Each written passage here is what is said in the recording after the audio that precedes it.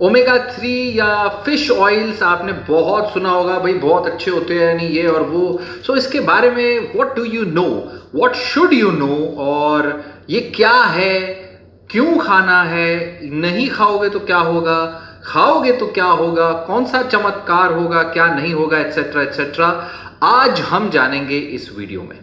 तो उसका हम अगर बात करें फिश ऑयल्स की, फिश ऑयल्स को इसीलिए खाने के लिए बोला जाता है क्योंकि ये एक डाइटरी सोर्स है ओमेगा 3 फैटी एसिड्स का। ये वो चीजें हैं, ये वो एक तरीके के फैट हैं, गुड फैट हैं, जो आपकी बॉडी को प्रॉपर फंक्शन करने के लिए चाहिए, और मसल्स को चाहिए, और ग्रोथ करने के लिए cell, each and every cells के ग्रोथ के लिए, मसल्स की एक्टिविटी के लिए ओमेगा 3 चाहिए। ओमेगा 3 फैटी एसिड जो है आपको फूड से मिलता है, और ये बॉडी के अंदर बन नहीं सकता, ये बात याद रखिए। You can not make omega 3 fatty acid in the body. So food product से आपको ओमेगा 3 मिलेगा। और फिश ऑयल के अंदर दो प्रकार के ओमेगा 3 होता है। एक होता है DHA, DHA is docosahexaenoic acid, and EPA is eicosapentaenoic acid. ये दोनों के दोनों ओमेगा 3 के मेन इंग्रेडिएंट्स हैं जो एक्चुअली इफेक्टिव हैं। एक और होता है ALA उतना नहीं है बट देन है। सी जो DHA और EPA है वो ज्यादा मिलता है फैटी फिशेस से, जो फिश के अंदर फैट ज्यादा होता है, जैसे कि salmon, mackerel, shellfish, trout, oysters, crab, ऐसी चीजों से मिलता है। कुछ नट्स में, सीड्स में, वेजिटेबल ऑयल्स में भी ओमेगा 3 होता है, परंतु उसके अंदर जो ओमेगा 3 है वो DHA EPA नहीं है, उसमें होता है ALA, alpha linolenic acid. Alpha lino acid का एक बहुत छोटी मात्रा DHA EPA में कन्वर्ट होती है। सो टेक्निकली स्पीकिंग DHA और EPA is much more beneficial than proper, अगर हम नट्स और सीड्स की बात करें, बट देन नट्स और सीड्स भी हैं, that is good thing. Then fish oil supplements इसीलिए लोग लेने को बोलते हैं, लेते हैं, और अच्छे होते हैं। ये सप्लीमेंट्स लिक्विड में भी आते हैं, कैप्सूल में भी आते हैं, और पिल्स, टैबलेट में भी आते हैं। और जो लोग फिश ऑयल्स के ओमेगा 3 सप्लीमेंट्स लेते हैं उनको क्या फायदा होता है? उनको नंबर 1, हार्ट अटैक के रिस्क कम होते हैं। जी हाँ, हार्ट अटैक का रिस्क, स्ट्रोक, दिमाग में स्ट्रोक का रिस्क, और cholesterol levels, blood pressure levels improve होते हैं।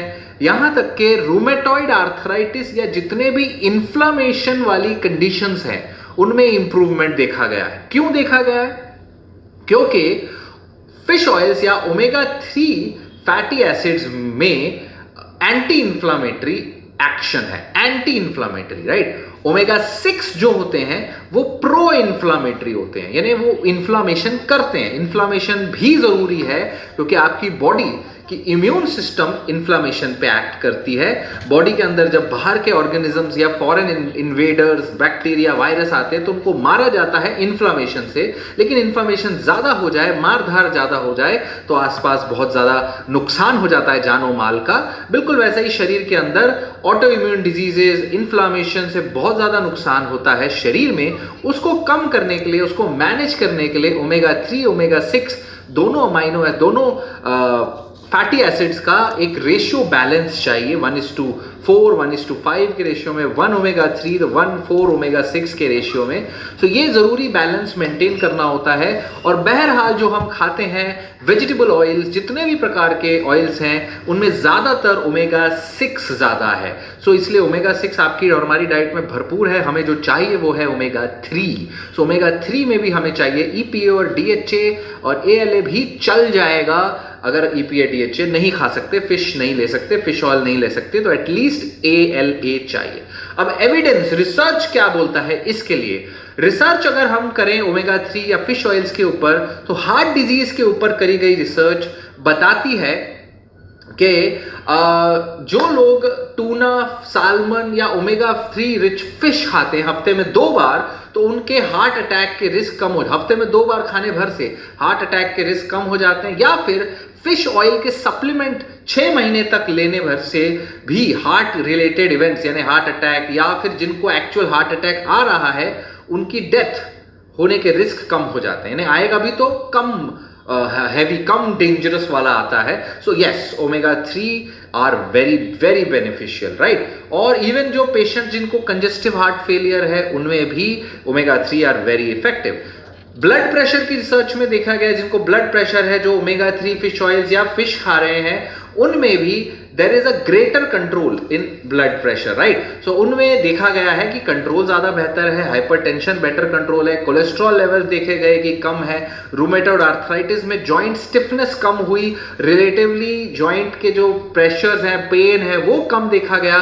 तो omega 3 is definitely beneficial as an anti inflam. Obviously inflammation कम होगा तो फायदा होगा। फिर बात आती है क्या ये सेफ है, क्या इसके कोई साइड इफेक्ट नहीं है। देखिए, omega 3 fatty acids are essentially good for health, essentially safe, right. और आपको ये डाइट से, फिश से या फिश ऑयल से ले सकते हैं। फिश को आप ब्रॉइल करो, बेक करो, फ्राई मत करो। ऑब्वियसली फ्राई करके भी खा रहे हो तो फिर जय हो, वगैरह अलग से तल करके ट्रांस फैट अंदर डालो, तो फ्राइड फिश छोड़ के वैसे खाओ। उसके बाद फिश ऑयल सप्लीमेंट्स अच्छे हैं, हेल्पफुल है, वो ले सकते हैं। और उसमें हमें जो देखना होता है, जो एक सेफ्टी की बात है, वो है मर्क्यूरी। क्योंकि जो छोटी छोटी आज के डेट में समुंदर में इतना सारा पॉइजनस सब्सटेंसेस फेंक दिया जाता है कि जो छोटी छोटी मछलियां, इवन बड़ी मछलियों के ऊपर भी आ जाती है परत, जो स्किन के ऊपर आती है मर्क्यूरी की लेयर। तो आप ऑब्वियसली आप स्किन निकाल के खाइए, या that is one important, skin मत खाओ। नंबर 2 जो इंपॉर्टेंट पॉइंट है कि जो मछलियां दूसरी मछली को खाती हैं, बड़ी मछली छोटी मछली को खाती हैं, तो उनके अंदर मर्क्यूरी पॉइजनिंग टाइप चीज हो सकती है। तो उन मछलियों को कम खाना है जो दूसरी मछली को खाती है। सिंपल, ये आप 2 चीजों को अपने ध्यान में रखें तो फिश खाना या फिश ऑयल्स लेना सेफ है।